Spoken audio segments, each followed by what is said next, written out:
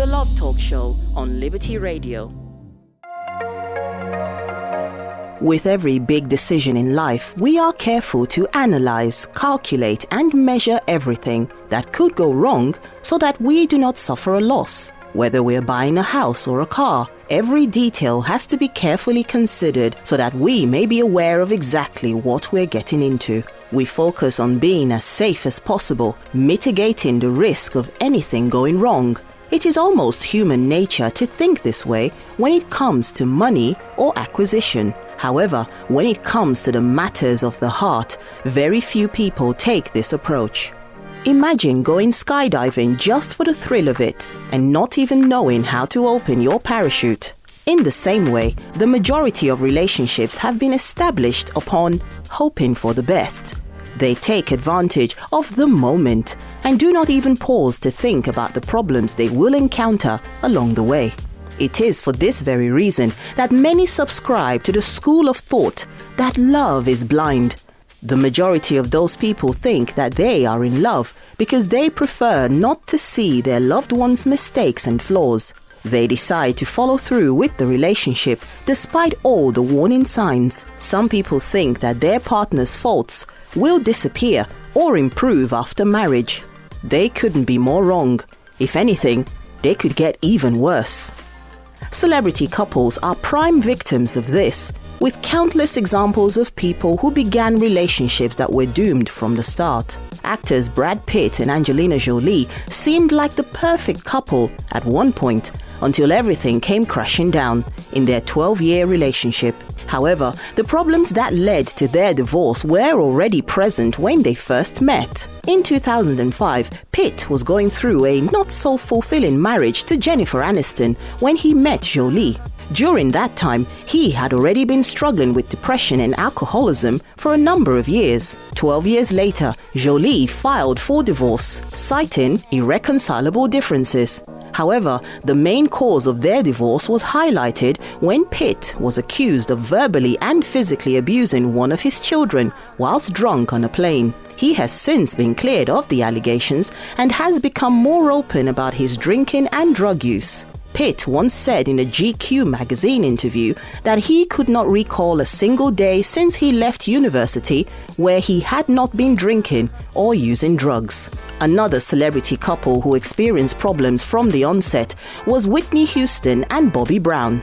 Brown has been widely blamed for introducing Whitney to drugs. However, he declared in an interview that he only came to find out about her drug addiction on their wedding day. Whilst Brown was already a heavy drug user, their coming together only aggravated Whitney's condition and ended up destroying her career, and sadly led to her death in 2012. Unfortunately, some people really are incapable of seeing the potential threats to a relationship, which usually become worse over time. Bad habits and behaviors are often normalized, and many try to brush these aside, attributing them to stress or some other external life factors. What they do not realize is that divorce usually begins during the dating period. Although everyone tries to warn them of the apparent dangers, some people prefer not to see them and go ahead with the relationship anyway, despite all the warning signs. Having a good relationship is all about learning how to identify the red flags, those warning signs that are very likely to spell doom in the future. If you spot any such signs in a partner, it is having the courage to end the relationship before it becomes too late. Relationships are more important than anything else in life. Jobs end. Careers are retired from. Houses and cars can be sold. However, relationships and family have an impact on every aspect of our lives. A happy and fulfilling life is only possible when we give our love lives our utmost attention and approach it with careful planning and scrutiny. This is so that we are quick to identify any flaws in a potential partner which could jeopardize our chances at happiness. A relationship is going to have a great impact in your life. A great impact in your life, right? Yeah, you don't get married just for a period of time, right? It's something forever. Yeah. So if you need to calculate, like they were saying, right? And even if it's not forever, Mila, like a divorce, when a divorce happens, it's gonna cause damage forever, for the rest of your life. Indeed. Either you stay with the person or you're not with the person, it's gonna cause damage for the rest of your life. Most divorces start during dating. Either the person did not see the sign or they saw and ignored them. Ignore them. So the divorce can already happen long before people get married, because either they saw and didn't act upon, or they didn't even see, or they chose not to see, right? Yeah. They ignored. So this is very dangerous. Make sure you see the sign. What is a sign? What is a sign? A sign, I think is the last slide, Chad. A sign is something pointing. A sign points to something. It is a small indication of something bigger. Yeah. So you need to watch for signs, for red flags, they say. Learn to identify the signs and their meanings. You need to learn to identify the signs and their meanings. We're going to go now for the streets. Let's see, Mila, what people are talking on the streets. What's the word on the streets? Let's see what people think of this. Is love really blind? Yeah. You know? Can people out there see signs as well? I believe they can, right? But because they don't know intelligent love, they don't act upon, they come up with a lot of excuses. We're gonna talk about it. Let's go for the word on the streets.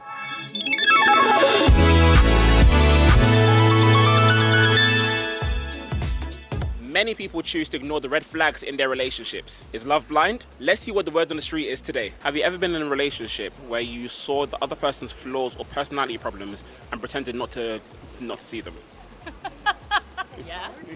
That's literally every relationship. No, it's, my last kind of big relationship was definitely like that. And you kind of think sometimes love will take over and you kind of see what you want to see as much as anything else. So kind of some of those red flags don't pick up as much for you. So it's amazing once you build a bit of self-awareness that you start to realise where things are good and where things are not so good, and maybe how to kind of work a bit more to build them in, really, and not just dismiss people because they're imperfect. Everybody's imperfect. It's beautiful. Despite seeing their flaws and problems, why did you stay in a relationship with them? Oh, because you see the potential in people, and I think that's massive, being able to see what somebody can become, and especially when you're friends as much as it being, say, kind of a romantic relationship, but it applies to all relationships. So yeah, no, my last relationship, I loved him a huge amount, and he was a great person, and kind of through our relationship, he grew a lot as well, and kind of, yeah, that level of personal development for people is really important, and you need a lot of support and understanding for that. Despite the warning signs, were you able to work on your partner's flaws and personality problems and make them disappear, or did they eventually get worse over time? You can never make people's kind of personality disappear, so it was never about that for me. It was much more about helping him and myself understand why we behaved the way we did in a relationship. You know, a lot of people end up codependent and they don't really understand why.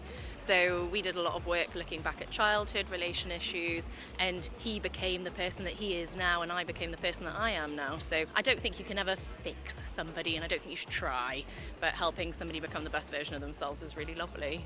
Have you ever been in a relationship where you saw the other person's flaws or personality problems and pretended not to see them? Okay, shall we talk about this later? No, not really. I think not in ours anyway. We've been married for 50 years, and so any flaws that we've seen, we've usually mentioned at the time. So, as you said, you've seen the flaws and mentioned them. With seeing those flaws, why is it that you decided to stay in a relationship? Because we love each other, and we like each other, and we like talking to each other. Like spending time together? And that's more important. And you can work through them anyway. So, were you able to work on your partner's flaws and personality problems, or did they eventually get worse over time? No, they didn't get worse. No to both of those things. We think we value each other's personalities, and whatever flaws there were, if there were any, were very small. We don't think about flaws, no. Have you been in a relationship or are in a relationship where you've seen personality traits or character flaws in your partner? Yeah, I'd say so. Yeah, I think that's quite normal. Just small tidbits, really. Just like things you don't really pick up on a day-to-day basis. But like once you kind of like settle in there for a while, kind of just notice small things that kind of like grind your gears a bit, and you realize it's a little bit off, but it's not that big of a deal to like make a big deal out of. So despite seeing these flaws, why is it that you decided to stay in the relationship? Pros outweigh the cons, really. Even though there's just small bits that are not that great, there's better bits that are a lot better. Outbalances it. Was it a thing that you were able to identify the flaws and work on them to making them better, or was it a thing of the flaws got worse over time? I'd say generally you kind of passively work on them over time. It's not like you don't really have like a sit down and intervene kind of thing. It's just kind of chit chat it throughout the day and just slowly work on it. Just let it flow, really.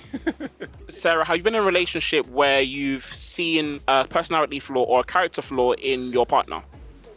Yes, absolutely.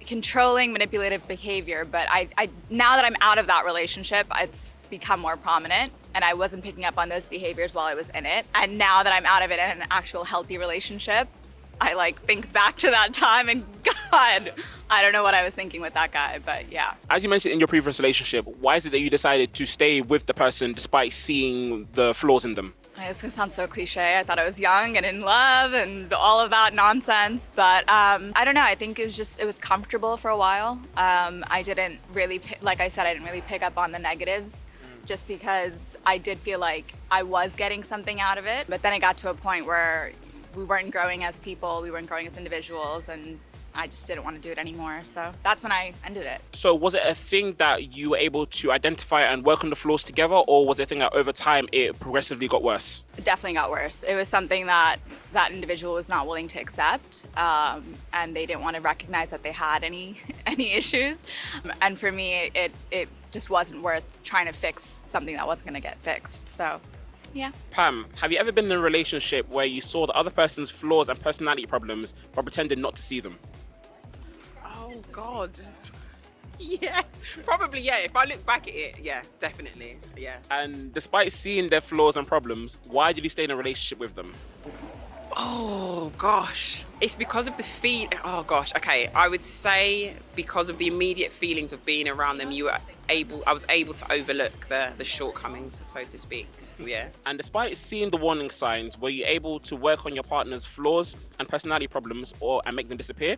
Or did they eventually get worse over time? It got worse over time. I was very young, and I don't think at that time I knew about therapy as such to kind of help the other individual or help us as a couple. So ultimately it led to a decline in the relationship. So you heard what the public has to say. What do you think? Tune in tonight on the Love Talk Show at 11 p.m. on Liberty Radio to find out the answer to this question.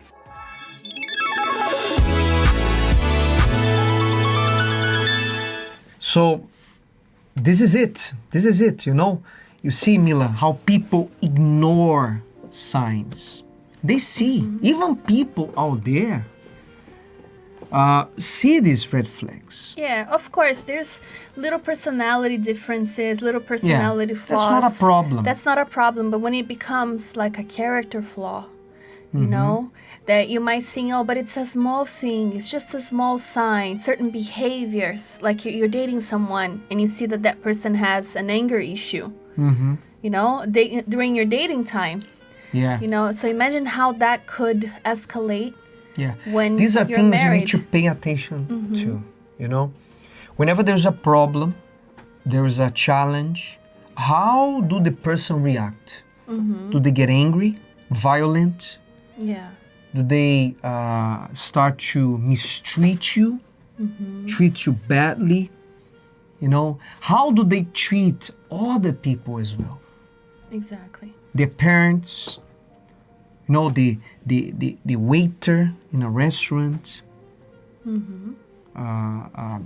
colleagues at work. How do they treat other people? This is a way of knowing the person. Yeah, maybe they treat you really well when you're dating. Yeah. But then if you pay attention, you will see, you know, because the person is trying to conquer you, so they're not going to mistreat you. But maybe they even do, and you even choose to ignore. But most of the times, you have to pay attention how they treat the other people around. Yeah, when you argue, what's their reaction? They raise the voice. They hit you, or they go away. They disappear for a few days. They don't talk to you. They don't answer your messages. They drink. They have a problem. So these things you need to pay attention to. The Love Talk Show on Liberty Radio.